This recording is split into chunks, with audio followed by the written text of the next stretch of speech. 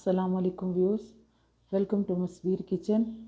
तो सबसे पहले आप सबको मेरी तरफ़ से ईद उल अज़हा मुबारक।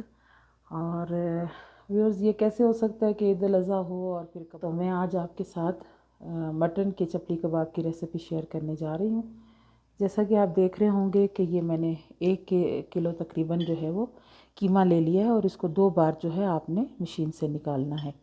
ये 3 मीडियम साइज़ प्याज हैं जिनको चॉप करके मैंने एक्स्ट्रा पानी निकाल दिया है। और इसके साथ ये कुछ मसाले हैं। ये 1 टेबलस्पून जो है मैंने लाल मिर्च ली है। अगर आपके पास कुटी मिर्चें हों तो आप वो यूज़ करें, मेरे पास नहीं थी तो इसलिए मैं लाल मिर्च यूज़ कर रही हूँ। 1 ही टेबलस्पून हमने नमक ले लिया है। ये 1 टीस्पून हमने अजवाइन ली है। ये तकरीबन 2 टेबलस्पून के करीब अनारदाना है। 2 ही टेबलस्पून सूखा धनिया है और ये ज़ीरा है 1 टेबलस्पून। इसमें हम आटा यूज़ करेंगे मकई का, तकरीबन ये जाएगा 1/4 कप। 2 उबले हुए अंडे हम इसमें यूज़ करेंगे। ये 3 हरी मिर्चें हैं और अदरक लहसुन है। इसे मैं अभी बिल्कुल फ़ाइन पेस्ट बना लूँगी और वो हम यूज़ करेंगे। ये चॉप हुए टमाटर हैं, 1 अदद टमाटर है उसको हम यूज़ करेंगे। हरा धनिया है, ये हम यूज़ करेंगे।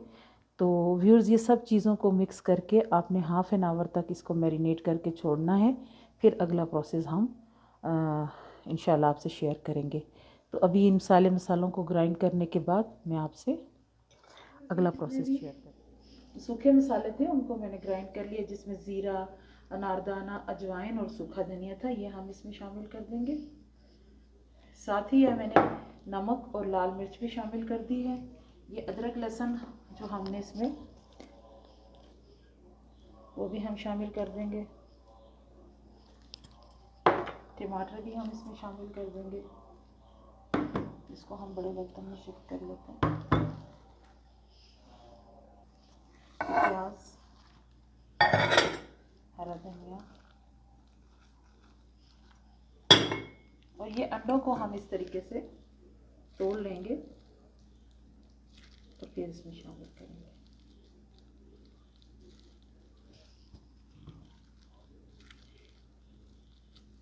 कुछ लोग इसमें फ्राई करके अंडा भी यूज़ करते हैं, लेकिन जो ओरिजिनल रेसिपी है उसमें बॉयल ही यूज़ होता है। अब हम इस सब चीज़ों को अच्छे से मिक्स कर लेंगे ये हाथों से ही। तो फिर जब हम इसमें आटा ऐड करेंगे, थोड़ा थोड़ा ऐड करके इसको मिक्स करेंगे।